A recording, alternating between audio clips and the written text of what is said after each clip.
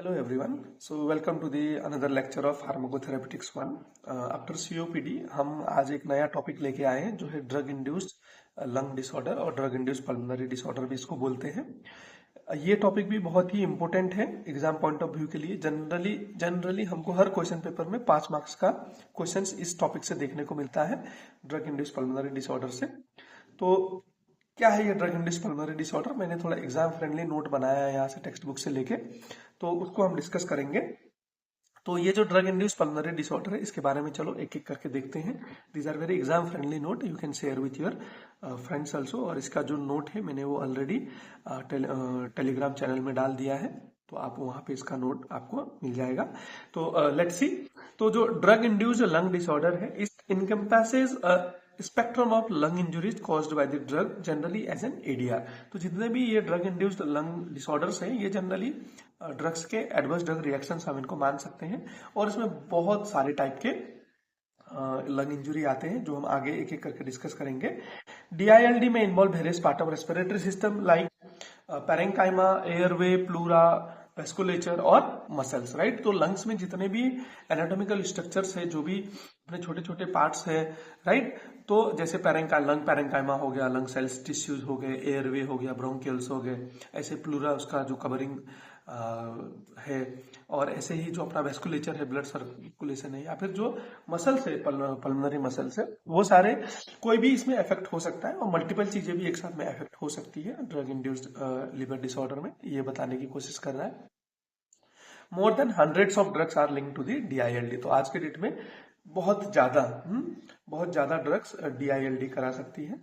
तो ये जो यहाँ पे अभी लिस्ट आएगा, ये सारे जो डीआईएलडी है ये आज तक रिपोर्ट करी गई है। ड्रग इंड्यूस्ड निमोनाइटिस, ऐसे drug induced pulmonary oedema, drug induced bronchospasm या एयरवे ऑब्स्ट्रक्शन या ब्रोंकोकॉन्स्ट्रिक्शंस, राइट। तीनों भी केसेस में एयरवे ऑब्स्ट्रक्ट ही हो रहा है।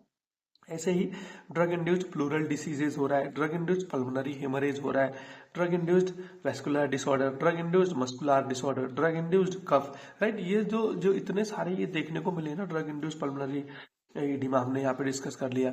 तो ये जितने भी ये टाइप के हमको देखने को मिल रहे ना, ये जनरली ड्रग के एडीआर के तरीके में एविडेंसेस में अभी तक रिपोर्ट हो चुके हैं। तो जो कॉमन ड्रग्स हैं जो ड्रग इंड्यूस्ड लिवर डिसऑर्डर करती है, ये बहुत सारी है, मतलब हंड्रेड्स ऑफ ड्रग है, मगर इनमें से जो कॉमन जिसकी फ्रीक्वेंसी बहुत ज्यादा है, जिसका इंसिडेंस बहुत ज्यादा है, वो यहाँ पे मैंने टेक्स्ट बुक से ली है। जैसे एंटी न्यूप्लास्टिक एजेंट्स जो कैंसर के ट्रीटमेंट में यूज होते हैं, कार्सिनोमा के को ट्रीट करने के लिए, इसमें कुछ एग्जांपल है जैसे मिथोट्रिग्रेट, साइक्लोफॉस्फामाइड, ब्लियोमाइसिन, ऐसे। तो जो एंटीबायोटिक्स है उसमें सल्फोनामाइड ग्रुप के एंटीबायोटिक्स एडीआर कॉज करता है, रेस्पिरेटरी सिस्टम रिलेटेड, और भी बहुत सारे एंटीबायोटिक्स है, नाइट्रोफुरंडाइन, वो सारे हो गए। ऐसे कार्डियोवैस्कुलर ड्रग्स जैसे बीटा ब्लॉकर्स हो गया, एस इनहिबिटर्स हो गया, राइट। तो ये जैसे बीटा ब्लॉकर्स क्या है, ब्रोंकोकॉन्स्ट्रिक्शंस करा देता है, एस इनहिबिटर जो है वो कफ को इंड्यूस करता है। ऐसे एनएसएआईडी में एस्पिरिन है। और उसके बाद इम्यून थेरेपीज में tumour necrosis factors, alpha TNF alpha inhibitors, जो भी ये ड्रग्स है ये पल्मोनरी जो है साइड इफेक्ट्स या एडीआर दिखा रहे हैं। ऐसे controlled and illicit drugs like cocaine, heroine, amphetamine, right, जितने भी ये सीएनएस एक्टिंग साइकोट्रोपिक ड्रग्स हैं ये पल्मोनरी साइड इफेक्ट्स साथ में रखते हैं। जनरली ये रेस्पिरेटरी जो सेंटर रहता है अपना मेडुला ऑब्लांगा का, वहां जाके इन्फ्लेक्ट करता है, तो उसके हिसाब से पल्मोनरी डिस्फंक्शंस कराता है। तो जो इसका मैकेनिज्म है, अभी तक एविडेंसेस में क्या क्या मैकेनिज्म रिपोर्टेड है डीआईएलडी के, वो मैकेनिज्म मैंने जस्ट यहाँ पे समराइज करने की कोशिश की है आपकी अंडरस्टैंडिंग के लिए और एग्जाम पॉइंट ऑफ व्यू के लिए। डायरेक्ट सेलुलर इंजुरी, मतलब सेल के डायरेक्ट जाके साइटोटॉक्सिक इफेक्ट दिखाता है। Example bleomycin anti carcinogenic agent है ये, और एंटी कैंसर एजेंट है। ऑक्सीडेंट मतलब जो आरओएस मीडिएटेड इंजुरी रहती है, ये भी रिपोर्टेड है। जैसे नाइट्रोफुरंटाइन एक एंटीबायोटिक ड्रग है जो यूटीआई में बहुत ज्यादा यूज होता है। इम्यून मीडिएटेड हाइपर सेंसिटिविटी, जैसे हाइपर सेंसिटिविटी रिएक्शन हो जा रहा है जैसे मिथोट्रेक्सेट। ऐसे एक्यूमुलेशन ऑफ टॉक्सिक मेटाबोलाइट जैसे amiodarone. CNS mediated vascular effect, specially oedema हो जाता है, ये सेंट्रली एक्टिंग ड्रग, हमने हीरोइन, कोकेन, जितने भी इलिसिट ड्रग की बात करी उनसे हो जाता है। ब्रोंकोस्पाज्म जैसे बीटा ब्लॉकर्स। ऐसे हेमोडायनामिक इंस्टेबिलिटी, जैसे नार्कोटिक ड्रग्स हम लेते हैं तो वहां पे हेमोडायनामिक इंस्टेबिलिटी हो जाती है। ऐसे न्यूरोमस्कुलर मसल वीकनेस करा देते हैं स्टेरॉइड्स, राइट। तो ये कुछ मैकेनिज्म हो गई। मैकेनिज्म क्या हो गई कि जहाँ पे सेल इंजुरी हो जा रहा है, आरओएस प्रोड्यूस हो जा रहे हैं, राइट, हाइपर सेंसिटिविटी हो जा रहा है, टॉक्सिक मेटाबोलाइट मीडिएटेड इंजुरी हो जा रहा है, वेस्कुलर इफेक्ट आ रहे हैं और ब्रोंकोस्पाज्म हो जा रहे हैं रिसेप्टर को एक्ट करने के बाद, हीमोडायनामिक इंस्टेबिलिटी। तो ये कुछ मैकेनिज्म्स है, 7-8 मैकेनिज्म्स है जिसकी वजह से DILD हो सकता है। तो यहाँ पे मैंने एक दो छोटे से एग्जांपल भी रखने की कोशिश करी है जो कॉमनली यूज्ड ड्रग से हमको हॉस्पिटल में डे टू डे लाइफ में देखने को मिलता है। जैसे आपको मैंने एक एग्जांपल लिया है, angiotensin converting enzyme 1 induced angiotensin converting enzyme inhibitor induced dry cough and dyspnoea.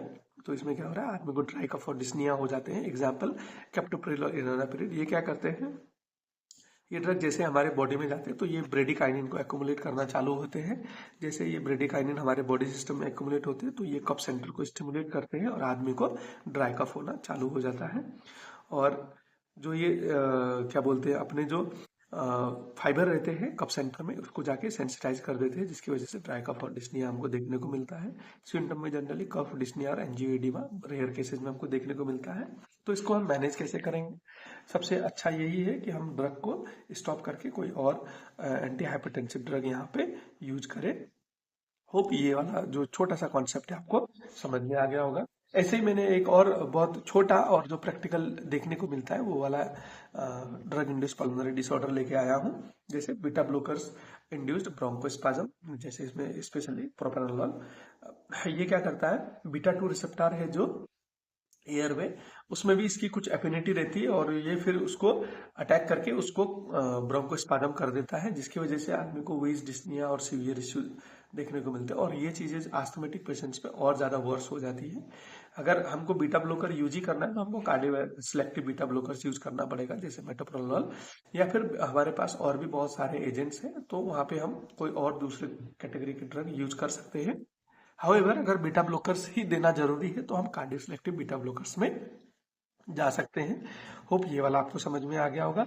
ऐसे ही फिर आ गया नाइट्रोफुरेंटाइन इंड्यूस्ड डिस्निया, जहाँ पे इम्यून मीडिएटेड रिएक्शन हो रहा है और ऑक्सीडेटिव स्ट्रेस हो रहा है, जिसके हिसाब से क्या हो रहा है कि जो अपना इम्यून सिस्टम है वो ट्रिगर हो जा रहा है और ऑक्सीडेटिव स्ट्रेस भी हो रहा है, जिसकी वजह से क्या हो रहा है कि अपना जो लंग टिश्यू है उसका इन्फ्लामेशन करा दे रहा है, ये उसको इंजुरी करा दे रहा है। फिर ऐसे में आदमी को फीवर, डिस्निया, कफ और इसिनोफिलिया जैसे सिम्टम्स देखने को मिल रही है। जहाँ पे इसिनोफिलिया है ये समथिंग लाइक एलर्जिक सिचुएशन जैसा आ जाएगा, अस्थमा जैसा सिचुएशन आ जाएगा।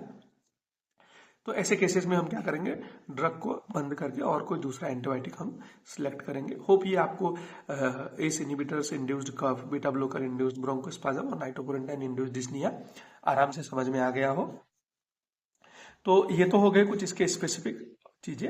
और जो generally drug induced lungs disorder रहते हैं तो इसमें हमको क्या क्या क्लिनिकल फीचर्स देखने को मिलते हैं इन जनरल, वो यहाँ पे हमने डिस्कस करने की कोशिश करी है। जैसे यूज और history of suspected drug use. अगर कोई भी ड्रग से आदमी को पल्मोनरी डिसऑर्डर हो रहा है तो वो आदमी ने कोई ना कोई ड्रग लिया होगा रिसेंटली, राइट, उसकी हिस्ट्री रहती है यूज किए हुए की। फिर dyspnoea, dry cough, wheeze, fever, malaise, crackles, hypoxia, lung infiltrates in the x-ray, ये कुछ कॉमन सिम्टम्स हैं जो DILD में देखने को मिलते हैं। और रेस्ट्रिक्टिव और ऑब्स्ट्रक्टिव पैटर्न देखने को मिलते हैं पल्मोनरी। अगर फंक्शन टेस्ट करेंगे हम, स्पायरोमेट्री करेंगे तो वहां पे हमको रेस्ट्रिक्टिव और ऑब्स्ट्रक्टिव पैटर्न देखने को मिल सकते हैं ड्रग यूज करने के बाद में। तो इसको हम कैसे डायग्नोज करेंगे जनरली क्लिनिकल सेटअप में? Often diagnosed by ADR related to the causality assessment scale.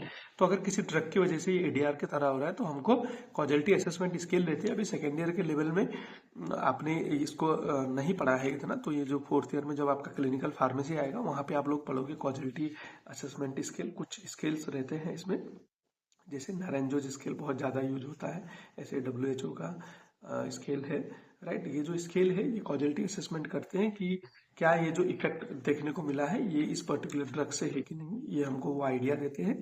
तो ऐसे कॉजलिटी असेसमेंट स्केल हम यूज कर सकते हैं। क्लिनिकल सस्पिशन की कोई ड्रग ले रहा है तो इससे हो सकता है कि नहीं हो सकता है, फिर हम रेडियोग्राफी कर सकते हैं, पल्मोनरी फंक्शन टेस्ट कर सकते हैं और कुछ हेमाटोलॉजिकल टेस्ट कर सकते हैं, जिससे हमको आइडिया लगे कि ये जो पल्मोनरी कंडीशन है ये क्या ड्रग इंड्यूस्ड है या नहीं है। फिर एक सेक्शन मैंने रखा है कि रिस्क फैक्टर, कैसे लोगों में ये पल्मोनरी डिसऑर्डर्स जो है ड्रग की वजह से होते हैं। अगर कोई बहुत ज्यादा ड्रग ले रहा हो, पॉलीफार्मेसी 5-6 से ज्यादा ड्रग ले रहा हो, या फिर ड्रग बहुत ज्यादा हाई डोज में ले रहा हो, या फिर उसको कोई पहले से लंग डिजीज है और अभी फिर से उसने कुछ एडिशनल ड्रग लेना चालू कर दिया, या किसी का जेनेटिक प्रिडिस्पोजिशन भी हमको देखने को मिल सकता है। तो ये अगर किसी के पास है तो इसका जो ये पल्मोनरी डिसऑर्डर्स होने के चांसेस है वो थोड़ा बढ़ जाते हैं। तो अब इन जनरल में मैनेजमेंट कैसे कर सकते हैं इसको, तो stopping the offending drug is the most wide choice. अगर हमको मालूम पड़ गया कि इस मोस्टली प्रिफर्ड है ये, अगर हमको मालूम पड़ गया कि इस ड्रग की वजह से DILD हो रहा है, तो हम क्या कर देंगे, उस ड्रग को ही पूरा रोक देंगे, सपोर्टिव केयर देंगे। अगर सीरियस केसेस हो गए तो हम रेस्पिरेटरी दिक्कत है तो ऑक्सीजन सप्लीमेंटेशन करेंगे, राइट, और बीटा 2 एगोनिस्ट दे देंगे ब्रोंकोडायलेटर करने के लिए, और कभी कभी हम इनहेल्ड कॉर्टिकोस्टेरॉइड भी दे सकते हैं।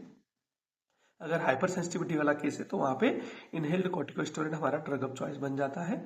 और अगर इसके कुछ कॉम्प्लिकेशंस होंगे कि नहीं होंगे, उसको हमको कंटिन्यूसली ऑब्जर्वेशन में रख के मॉनिटर करना पड़ेगा, और आदमी को हमको एजुकेट करना पड़ेगा, और अलर्ट मैकेनिज्म एक स्टेब्लिश करना पड़ेगा, राइट।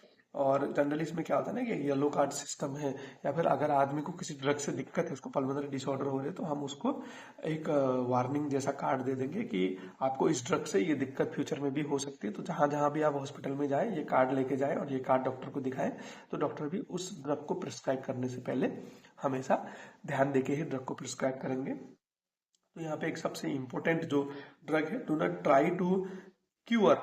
हाँ, एक DILD हो गया है और उसको हम दूसरा ड्रग देके क्योर करने की कोशिश कर रहे हैं, तो ये इतना वाइड चॉइस नहीं माना जाता है। तो हमको ड्रग जितने हो सके अवॉइड करना है, राइट। तो इसका प्रिवेंशन हम कैसे कर सकते हैं, जो इसको हम DILD हो रहा है कि इसको DILD ना हो, उसके लिए हम कुछ प्रिवेंटिव अप्रोच अपना सकते हैं, जैसे डिटेल्ड ड्रग हिस्ट्री, क्या उसको कोई एलर्जी है कि नहीं, वो सारी चीजें हमको लेना पड़ेगा। ब्लू कार्ड, येलो कार्ड, ऐसा अलर्ट सिस्टम हम रख सकते हैं। अलग अलग देशों में अलग अलग सिस्टम है। तो हम आदमी अगर ऐसे किसी को ADR है तो हम एक कार्ड सिस्टम कर सकते हैं कि ये कार्ड पे भी आप जाओगे हॉस्पिटल में, वहां जाके आप इसको दिखाना है, ये हम कर सकते हैं। बेस लाइन PFT हम ऑब्टेन कर सकते हैं। कोई रिस्की पर्सन है, पॉलीफार्मेसी भी है, एल्डरली भी है, एग्जिस्टिंग लंग डिसीज भी है, और वहां पे हम कोई ड्रग दे रहे हैं तो उनका baseline pulmonary function test निकालना जरूरी है। जहां जहां पे जरूरी है वहां पे लो डोज ड्रग ही देना वाइड चॉइस है। अवॉइड पॉलीफार्मेसी, जब तक स्ट्रिक्ट नीड नहीं है ज्यादा ड्रग देना अच्छा नहीं है। पेशेंट एजुकेशन एंड अवेयरनेस करना जरूरी है कि दवाइयाँ हमेशा अच्छी नहीं होती है, अनवांटेड दवाई यूज करने से दिक्कतें होती हैं। Then cautious optimization of therapy and individualization, जो भी हम थेरेपी दे रहे हैं उसको अच्छी तरीके से ऑप्टिमाइज करना है और इंडिविजुअलाइज करना है। मतलब हर आदमी का बॉडी अलग है, हर आदमी की फिजियोलॉजी अलग है, उसके हिसाब से क्या जरूरी है क्या नहीं है इस पर्टिकुलर केस के लिए वो चीजें हमको करनी पड़ेगी। केस बेस्ड मैनेजमेंट अप्रोच हमको अपनाना पड़ेगा, इन जनरल मैनेजमेंट हमको नहीं अपनाना पड़ेगा। ये इसको हम इंडिविजुअलिज्म कहते हैं, राइट। तो यहाँ पे कुछ टेक होम मैसेज है कि any drug can cause lung injury, be vigilant for that, and DILD are basically adverse drug reactions and report them to the adverse drug reaction monitoring centres. आज के date में India में हजारों adverse drug reaction monitoring centres देखने को मिलते हैं। अगर ऐसा कुछ ADRs देखने को मिलते हैं जहाँ पे ड्रग इंड्यूस्ड पल्मोनरी डिसऑर्डर हो गया, तो उसको हमको ADR मॉनिटरिंग सेंटर में भी रिपोर्ट करना पड़ेगा। ये हमारा बेसिक फंडामेंटल ड्यूटी है एज अ फार्मेसी, राइट। ये चीजें हमको समझना है। तो एक बार हम खत्म करने से पहले फिर से इसको समझेंगे, राइट। DILD क्या है कि ये एक स्पेक्ट्रम है जहाँ पे कुछ भी लंग इंजुरीज हो सकती है, राइट। और ऐसे हंड्रेड्स ऑफ ड्रग्स रिपोर्टेड है जो DILD कर सकते हैं। तो जैसे पल्मोनाइटिस, इडिमा हो जाना, ब्रोंकोस्पाज्म हो जाना, राइट, प्लूरल डिजीज हो जाना, हेमरेज हो जाना, कफ हो जाना, तो ये सारे बहुत सारी चीजें अभी तक रिपोर्टेड हैं। तो कुछ कॉमन ड्रग जैसे हमने बोला anti cancer drug, antibiotic, CVDs, NSAID, बहुत सारे ड्रग जो है वो ड्रग इंड्यूस्ड पल्मोनरी डिसऑर्डर कर सकते हैं। जिसका मैकेनिज्म रहता है वो सेलुलर इंजुरी कर देना डायरेक्टली, साइटोटॉक्सिक एजेंट्स जैसे फिर reactive oxygen species mediated injury कर देना, immune mediated hypersensitivity, toxic metabolite related injury, vascular effects ऐसे receptor mediated bronchospasm, hemodynamic instability and muscular effect. तो ये कुछ इसके मैकेनिज्म्स हैं जो अभी तक लिटरेचर में दर्ज है, राइट। तो कुछ एग्जांपल्स जैसे हमने देखा इस inhibitor induced cough, beta blocker induced bronchospasm and nitrofurantoin induced dyspnea. तो जनरल सिम्टम्स में हमको पल्मोनरी सिम्टम्स ही देखने को मिलेंगे और डायग्नोसिस हम जनरली पीएफटी करके करेंगे और वहाँ पे आदमी को हिस्ट्री होगी कि उसने रिसेंटली कोई सस्पिशियस ड्रग लिया होगा। Risk factor polypharmacy, existing lung disease, high dose हो जाना चाहिए, पॉलीमर्फी प्रीडिस्पोजिशन हो जाना। ऐसे ही मैनेजमेंट में हम उसको सपोर्टिंग मैनेजमेंट देंगे, ऑफेंडिंग ड्रग को रोक देंगे और एक ड्रग के जो एडीआर है उसको दूसरा ड्रग देके ट्रीट करने की कोशिश नहीं करेंगे।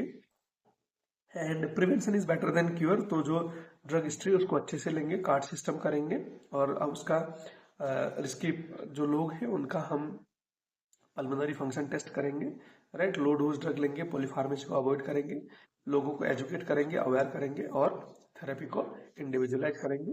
तो इस तरीके से हम ड्रग इंड्यूस्ड पल्मोनरी डिसऑर्डर को आराम से प्रिवेंट भी कर सकते हैं। तो ये था हमारा एक शॉर्ट एंड स्वीट टॉपिक आज का, drug induced pulmonary disorder. Hope आपको ये छोटा सा topic exam point of view के हिसाब से भी समझ में आ गया हो और क्लिनिकल हिसाब से भी समझ में आ गया हो। अगर इसके रिलेटेड भी आपको कुछ डाउट है तो आप नीचे कमेंट में आके पूछ सकते हो। तो नेक्स्ट क्लास में हमें और दूसरा इंटरेस्टिंग टॉपिक लेके मिलते हैं। तब तक के लिए आप भी इसको अच्छे से पढ़ाई करते रहिए। Thank you.